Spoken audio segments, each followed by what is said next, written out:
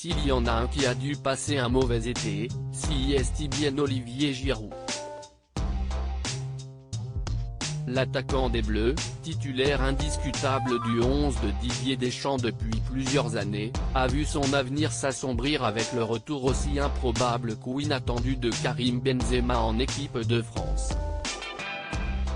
Une bonne nouvelle pour la plupart des joueurs, mais pas particulièrement pour le mari de Jennifer qui s'est retrouvé sur le banc de touche assez rapidement.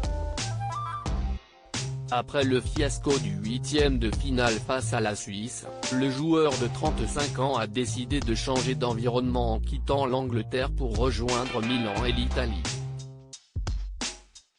Aujourd'hui bien installé en Lombardie, Olivier Giroud a décidé d'accorder une interview aux médias britanniques le Daily Mail.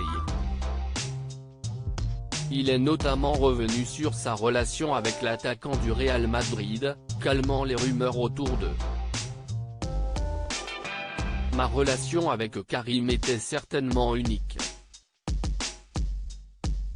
J'ai dû faire face aux critiques parce que j'étais à sa place. Il y en avait qui étaient pour moi et d'autres pour lui. Ils avaient l'habitude de me siffler. Contre le Cameroun, match amical à Nantes le 30 mai 2016, j'ai marqué, mais ils continuaient à me siffler. Ils étaient contre moi parce que j'étais là et pas lui. C'était une injustice, mais j'ai dû faire avec. Ça m'a motivé, assure-t-il aujourd'hui. L'embrouille avec Mbappé, seulement un détail, aucun problème avec l'ancien coéquipier de Cristiano Ronaldo donc, mais qu'en est-il de sa relation avec la nouvelle star des Bleus, Kylian Mbappé? Après une petite phrase en fin de match, Olivier Giroud avait déclenché des premières tensions dans le groupe France. Ce n'était vraiment qu'un détail.